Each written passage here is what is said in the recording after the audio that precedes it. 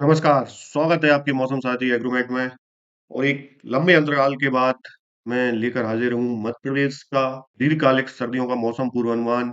इस बार कैसे रहने वाला है मध्य प्रदेश के लिए जो इस बार सर्दी का मौसम है, जो आने वाला समय होता है, लगभग दिसंबर है, जनवरी है, फरवरी, जो भी दिसंबर से इस बचा, उसके लिए भारतीय मौसम विज्ञान विभाग जारी करता है सर्दी का पूर्वानुमान। तो हम मध्य प्रदेश के परिप्रेक्ष्य में देखेंगे कि मध्य प्रदेश में इस बार सर्दियाँ किस क्षेत्र में, किस जिले में कैसे रहने वाली है। तो आइए शुरू करते हैं। साथियों, आप जो ये मैप देख रहे हैं यहाँ पे, ये होती है किसी क्षेत्र या प्रदेश के लिए जो पूरा सर्दी का मौसम है, उसमें जो शीतलहर चलती है, यानी जो हानिकारक मानी जाती है, न केवल मानव और फसलों के लिए हानि पहुँचाती है। तो शीतलहर कितने दिनों की इस बार हो सकती है?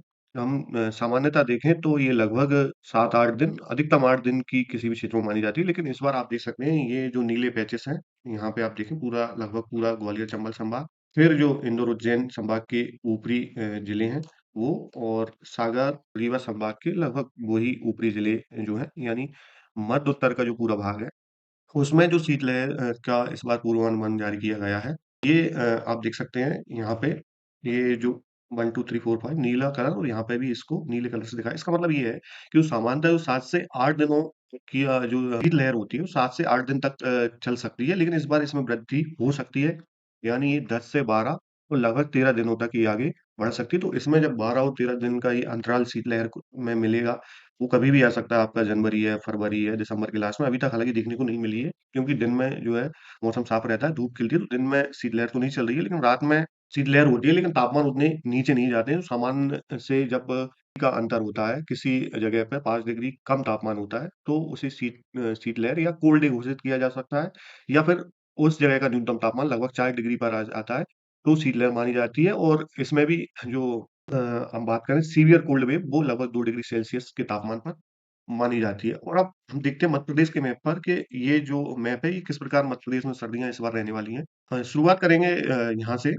तो शिवपुर, मुरैना, भिंड, ग्वालियर, दतिया, शिवपुरी, गुना, अशोकनगर, विदिशा का उत्तरी भाग, राजगढ़ लगभग पूरा, आगरमालवा, उज्जैन का उत्तरी भाग, रतलाम का भी उत्तरी भाग, और नीमच, मंदसौर, ये लगभग ये जिले, यहाँ पर अत्यधिक संभावना है शीतलहर हो सकता है कि यहाँ पर न्यूनतम 8 दिन से लेकर 15 दिन की रह सकती है।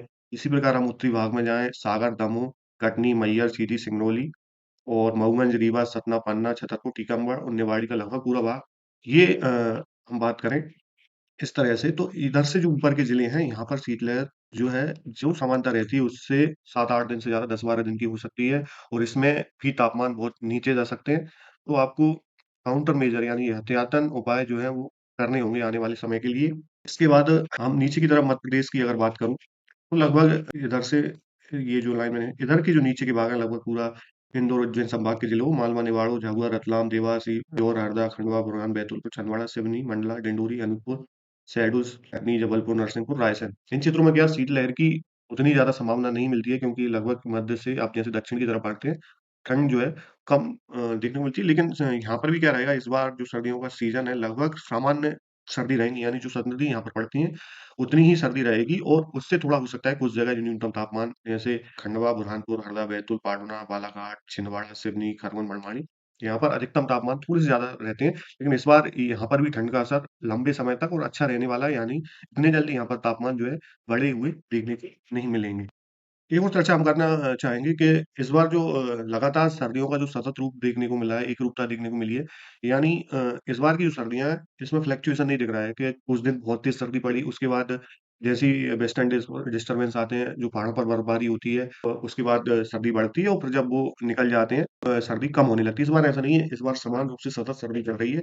बहुत ज़्यादा जो तापमान है ऊपर-नीचे नहीं हो रहे हैं, दिन के स्तर हैं, रात के भी लगभग स्थिर हो चुके हैं। दिन में अच्छी हल्की धूप आती है, फुल डे हालाँकि नहीं होता है, लेकिन रात में अच्छी हमें ठंडी हवाएँ जो है, म चिल विंड इफ़ेक्ट भी जो है वो देखने को मिलता है।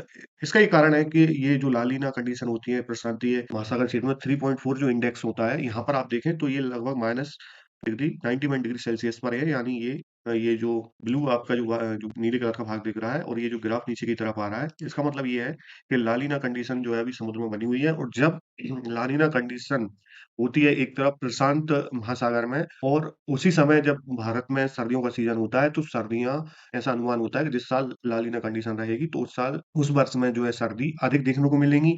न सिर्फ सर्दी तापमान के रूप में नीचे रहेंगी, बल्कि सर्दियों का जो काल है, अवधि है, वो लंबी हो सकती है, यानी फरवरी और मार्च के आखिरी की भी हो सकता है। कुछ जगह पर शीतलहर या न्यूनतम तापमान नीचे रहे, जहाँ फसलों में हानि संभव है। इससे बिल्कुल इनकार नहीं किया जा सकता है।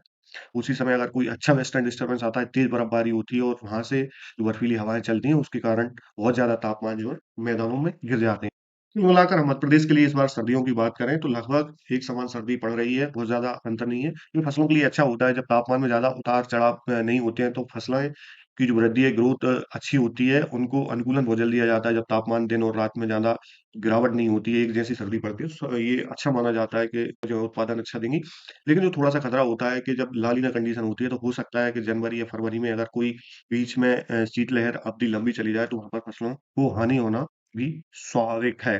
तो इस बार जो सर्दियों का मौसम है, वहाँ लगभग पूरे मध्य प्रदेश में अच्छी सर्दियाँ पड़ेंगी, और उत्तर भाग में, यहाँ इस भाग में तो काफ़ी ज़्यादा सर्द हवाएँ बहती हैं, तो और नीचे के भागों में भी लगभग सामान्य सर्दी पड़ेगी। तो ये एक अच्छा साइन है, जब सर्दी पड़ती है तो फसलों की वृद्धि अच्छी होती है। लेकिन जब फसलें मैच्योरिटी या पकाव की ओर होती है, वहाँ जब तापमान गिर जाते हैं, तो निश्चित रूप से फसलों में नुकसान होता है। सर जी, फिलहाल एग्रोमेट की इस वीडियो में इतना ही। मिलते हैं आगे एक और वीडियो के साथ, तब तक के लिए जय हिंद, जय भारत, गुड बाय।